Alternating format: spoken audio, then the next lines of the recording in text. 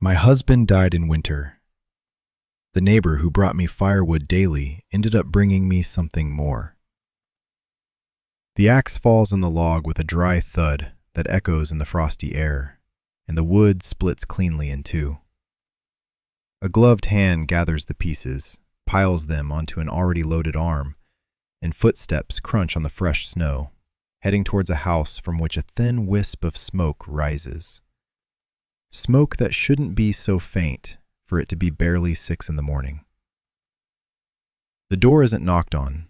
It's pushed open with a shoulder, carefully, like someone who doesn't want to wake anyone, even though they know the woman on the other side is already awake, sitting by a nearly extinguished fireplace, a blanket over her shoulders, her eyes fixed on the embers as if there, in that minimal glow, something could still be saved. Yesterday's firewood shouldn't have run out so quickly, she says, without looking at him. Last night's wind took half of it up the chimney, he replies, leaving the logs by the fire. That happens when the house is old. She doesn't answer. He doesn't expect her to either. This is the 4th morning in a row this has happened, and neither of them has spoken its name yet.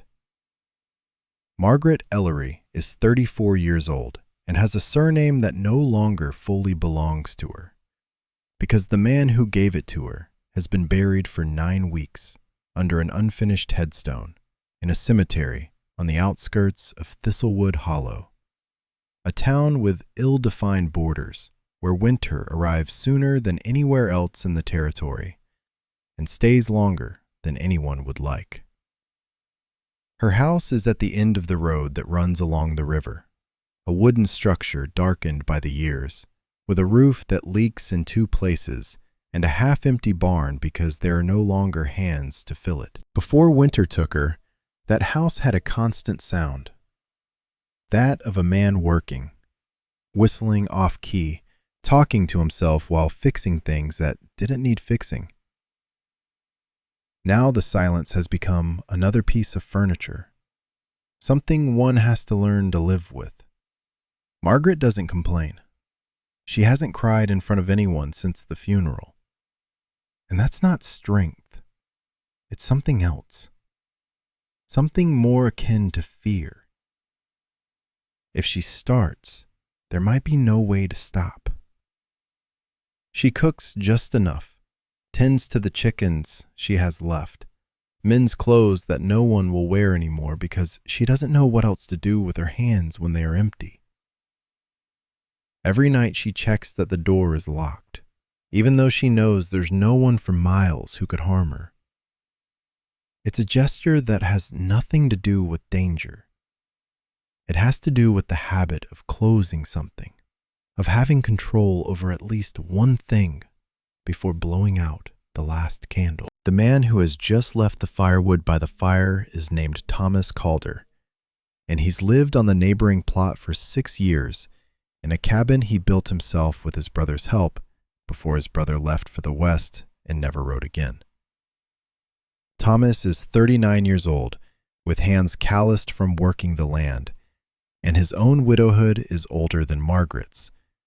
He lost his wife, Eleanor, 5 winters ago to a fever that arrived without warning and left him with a house too big for one person and a way of being alone that no longer weighed on him, until it began to weigh on him again, though he didn't quite know why. He's known Margaret since she arrived in the valley, newly married 9 years ago. He knows her from the autumn fairs, from the Sundays shared in the small wooden church that serves the 3 neighboring plots, from the times her husband Robert asked for his help to raise a fence or repair the barn roof. Thomas and Robert weren't close friends, but they were something similar. 2 men who respected each other in silence, who lent each other tools without asking for explanations, who drank coffee together when the day's work was done. What Thomas never said, not even to himself with much clarity, is that in all those years of visits and favors and shared Sundays, there was a part of him that paid more attention to the way Margaret laughed with her head slightly tilted than to anything else in the room. It wasn't a thought he allowed himself to develop. Robert was his neighbor. Margaret was Robert's wife. That sentence was enough to close the door before it had fully opened. When Robert died, a fall from his horse on icy ground, something so simple and so absurd that for weeks no one in town found the right words to mention it. Thomas was among the first to arrive at the house. He didn't say much. He carried wood for the wake, dug some of the earth for the grave along with 2 other men from town, and then, when everyone left, he stayed a while longer on the porch, not knowing what to do with his hands. 3 days later, he returned with firewood. He didn't announce it. He didn't knock to explain the gesture. He left it piled by the barn and left. The next day, he did the same. And the next. Neither of them has called him by his name yet. Not habit, not help, not anything. It's simply something that happens each morning, like the sun rising late in winter and setting early. Something that both have accepted without discussing it, as if naming it could undo it. That morning, as Thomas arranges the last logs by the fire, Margaret watches him out of the corner of her eye. Her hands are cracked from the cold.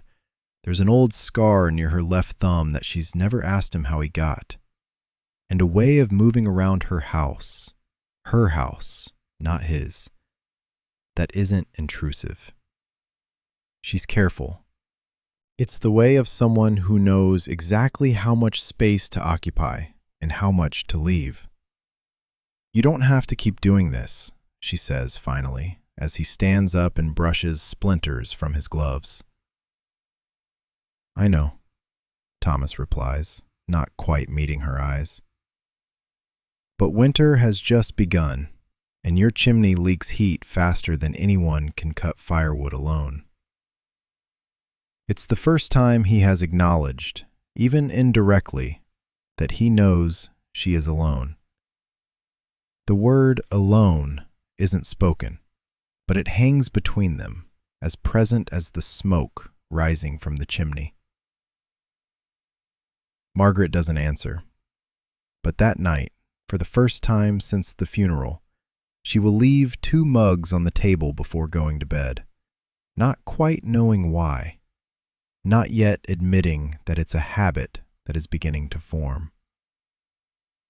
The following days have a shape that neither of them planned, but both begin to anticipate. Thomas arrives early, before the sun is fully risen, and the firewood is no longer the only task. He checks the corral fence, repairs a squeaky hinge, examines the barn roof with a gaze that calculates without speaking. Margaret, for her part, has started leaving freshly brewed coffee on the stove, as if it were for herself alone, but always in enough quantity for 2. There's one morning, in mid-November, when Thomas finds the corral gate broken by the weight of accumulated snow. He repairs it without being asked, using wood he brought from his own plot. When Margaret comes out to see what the noise is, she finds him bent over, his hands frozen, securing the last nail. "That belonged to Robert," she says, pointing to the hammer he holds, one with a hand-carved handle she recognizes immediately. "I found it in the barn," Thomas replies, straightening up. "If you'd prefer I use mine—" "No," she interrupts him, faster than she intended. "It's fine. Let someone use it again." There's something in that sentence that weighs more than it should.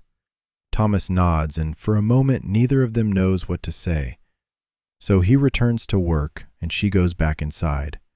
But before closing the door, she pauses for a second, looking at him from the threshold, something he doesn't see because he's turned away, concentrating on the wood. That same week, during a dinner shared almost by accident, Thomas brought a freshly caught rabbit, and Margaret, without thinking too much about it, invited him to stay and eat it rather than simply receiving it as a gift. They talk more than they have in months.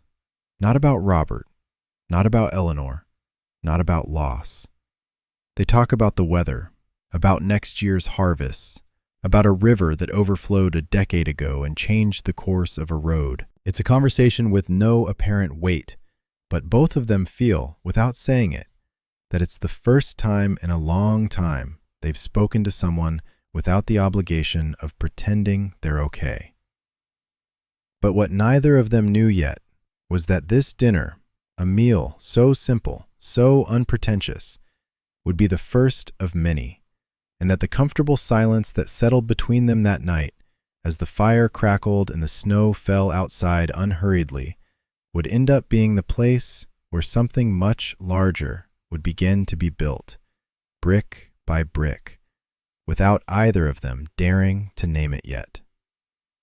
December brings something Thomas didn't expect: the arrival of Walter Hensley, a merchant from the nearest town, owner of a prosperous shop and polished manners, who met Margaret on one of his visits to sell provisions before the harsh winter. Walter is also a widower, though his widowhood is barely a year old, and he has decided, with the practicality of a man used to calculating profits, that he needs a wife before the end of next year. Margaret, with her land, her independence, and her serene beauty, seems a reasonable choice to him. Walter begins to visit her with a frequency that doesn't go unnoticed in town. He arrives with gifts, fine fabrics, spices that no one in the region can get. Once, even a pocket watch he claims to have bought thinking of someone with good taste. He is attentive, he is generous, and he speaks of a comfortable future, of a house in town with running water, of a life where Margaret would never have to cut firewood or mend other people's clothes again. He's a good man, a neighbor, Mrs. Pruitt tells her, as they both sew by the church window. And not all of us are lucky enough to have someone like that notice us twice. Margaret doesn't answer immediately. She looks out towards the snowy road and thinks, without wanting to think, about the firewood piled each morning by her barn, about the cracked hands that carry it, about a presence that never asks for anything in return. Thomas learns of Walter's visits by a word of mouth, as everyone in a small town usually does. The news hits him like a stone at the bottom of his stomach, though he forces himself not to show it. He continues to bring firewood every morning, continues to repair what breaks, but something in the way he moves around Margaret's house becomes more cautious, as if he suddenly remembered that he has no right to that space, to that woman, to that routine he himself built without asking permission. One afternoon, while cutting firewood by the barn, he sees Walter's carriage drive away down the main road, and something in his chest tightens in a way he hadn't felt in years. It's not just jealousy. It's the sudden weight of understanding that he has been building something, a habit, a closeness, an affection that grows in silence, without ever allowing himself to name it, and that now, faced with the possibility of losing it before having truly had it, that silence begins to seem like a mistake. That night, when he brings the last load of firewood, Margaret receives him with a different expression, a little more tired than usual. Walter has asked me to consider moving to the city, she says, without mincing words, looking directly at him. He says I could have an easier life. Thomas leaves the logs by the fire with more care than necessary, as if that will give him time to sort out what he feels before speaking. "And what did you tell him?" he asks, his voice more controlled than his pulse. "That I would think about it," she replies, and there's something in her tone that isn't enthusiasm, but it's not outright rejection either. The silence that follows is long. Thomas wants to say something, anything, to stop this conversation before it goes any further, but the words get stuck in a place he can't reach. He says goodbye that night without saying what he really wanted to say. And as he walks back to his cabin under a starless sky, he feels he has let something pass that may never present itself again. Psychologists call this anticipated loss aversion. Dr. Daniel Kahneman, in his pioneering studies on decision-making, demonstrated that the fear of losing something we don't yet fully possess can paralyze us with the same intensity as the fear of losing something we already hold in our hands. December advances, and with it, Walter's visits become more frequent, more determined. Margaret begins to feel the weight of a decision she hasn't fully made, caught between the promised comfort of a life without cold or loneliness and something harder to name that keeps her awake on certain nights, staring at the ceiling, thinking of cracked hands and a silence that against all logic feels more like a home than any promise of running water.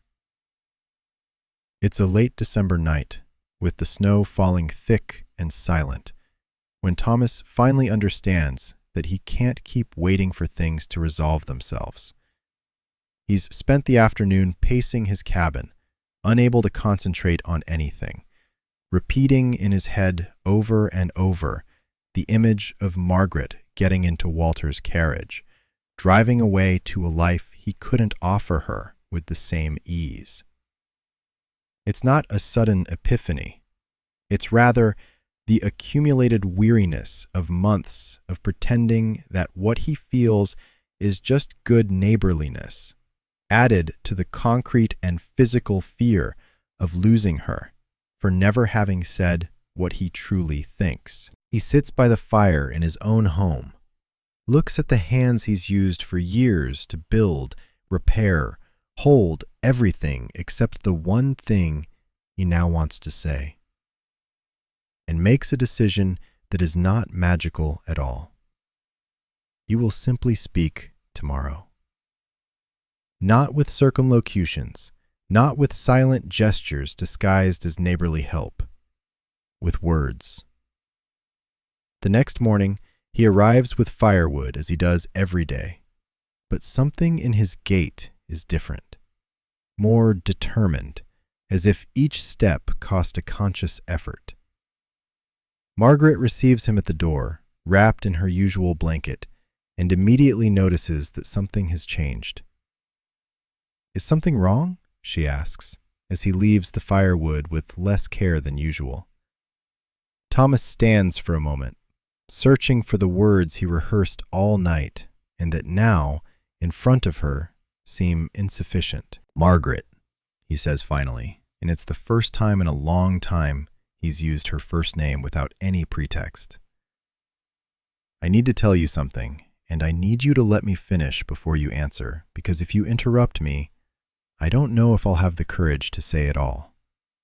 She nods, slowly, with a mixture of surprise and something akin to an expectation she doesn't dare name yet. Before you keep thinking about what Walter is offering you, he continues, I want you to know that I haven't been bringing this firewood just out of neighborliness. I've been bringing it because every morning as I walk to your house, it's the only thing of the day that makes sense to me.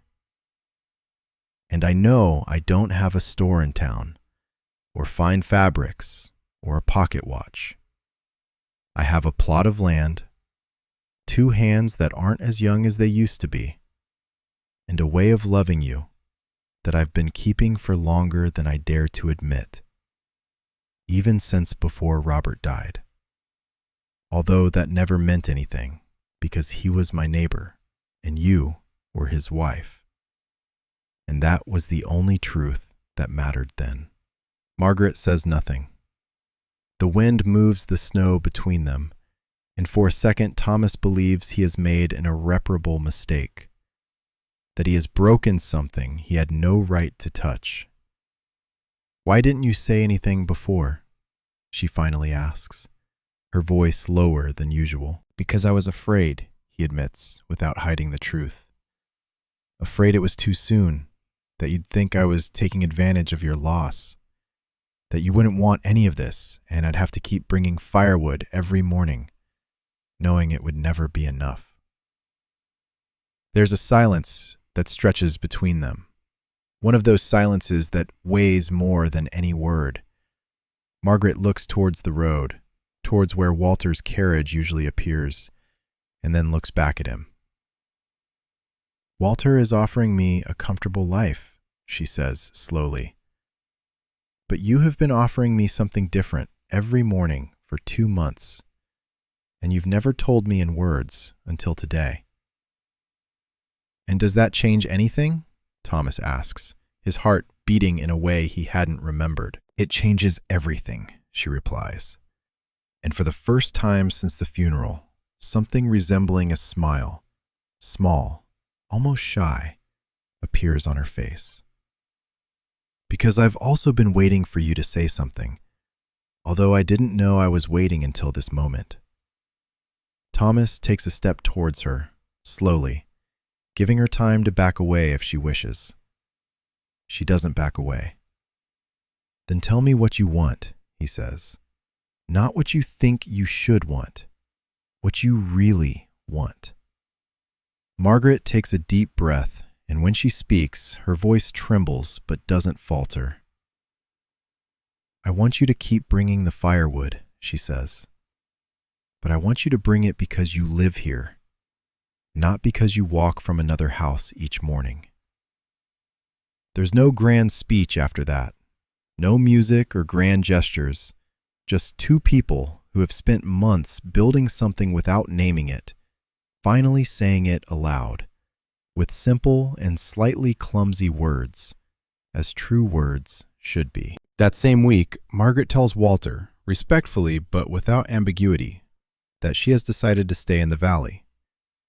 He doesn't insist too much. He's a practical man, and he understands when a negotiation is over. He says goodbye courteously and doesn't reappear on the snowy road. What follows is not a sudden transformation, but a slow and deliberate construction. Thomas begins to spend more time on Margaret's plot, helping her repair what winter has damaged, while she, in turn, begins to frequent his cabin, bringing him freshly baked bread, mending a shirt he never found time to fix. They don't move in together immediately. Both understand, without needing to discuss it, that grief doesn't disappear overnight, and that building something new on a real loss requires time, not haste. It is Dr. John Bowlby, a pioneer in the study of human attachment, who observed that the most lasting bonds are not born of sudden intensity, but of the constant and predictable availability of one person to another. Exactly what Thomas, without knowing it, had been offering every morning long before he had the courage to say it aloud. By the time February arrives, the routine between them has changed naturally. Thomas no longer needs to invent excuses to visit, and Margaret no longer anxiously awaits his arrival, because she knows he will come. They marry in the spring, in a small ceremony in front of the wooden church, with barely a handful of neighbors as witnesses. There is no opulence, no grand promises made to a crowd. There are 2 people who know each other deeply, who have seen the worst versions of each other's loneliness, and who choose, with full awareness of what it means, to build something together. Before continuing, let me ask you something. From what country are you accompanying us today? Tell me in the comments, because I always like to know where these stories reach you from. The life they build is not perfect or free of difficulties. There are failing harvests, winters that feel endless, moments of grief that return without warning, because the love for those they lost, Robert and Eleanor, never completely disappears. It just finds a different place to live, one that doesn't compete with the present, but accompanies it. Thomas expands Margaret's barn, joining the 2 plots into a single stretch of land worked by both. She learns to manage the harvest accounts, something she enjoys more than she expected, and he learns, slowly, to let someone else take care of him, too, not just to care for others. Years pass, and the house that once seemed to have a silence that weighed like furniture now has a constant sound, that of two people working, conversing, sometimes arguing over unimportant things and reconciling with the same ease. The firewood no longer needs to be carried each morning from another house, but Thomas is still the first to get up to light the fire before Margaret wakes, a habit that no longer stems from necessity, but from affection, something he does simply because he can, because he wants her to wake up to a warm house. 22 years later, on a winter morning similar to that first one, but with both their hair now gray and Thomas's hands more calloused by time than by work, Margaret sits by the window with a cup of coffee in her hands, watching him, now 61, still insisting on cutting his own firewood, even though their children, they had two, a son who now works the land with his father, and a daughter who moved to the next town with her own family, have offered to take on that task. You could let someone else do it, she tells him, as she has told him every winter for the past 10 years. I could, Thomas replies, exactly as he replies each time, with that half smile she knows by heart. But I like carrying it myself. It reminds me of something. Margaret smiles, because she knows exactly what it reminds him of, even if he never says it in those exact words. That same afternoon, as the sun sets early, as it only does in the heart of winter, she goes out onto the porch and watches him stack the last logs by the door, his hands moving with the same careful precision of more than 2 decades ago. And she feels, with a clarity that only time provides, that the firewood he brought each morning, without asking for anything in return, ended up being the silent foundation of everything they built afterward. Perhaps that's what true love ultimately is. Not always an instant that changes everything at once, but a series of small gestures repeated with patience, a constant presence that arrives each morning without making noise, until one day, without anyone announcing it, that presence has become the place where we decide to stay. And if there's one thing this story reminds us of, it's that sometimes we don't need perfect words or the ideal moment to start loving someone again. We just need, like Thomas, the courage to keep showing up day after day until the other finally notices.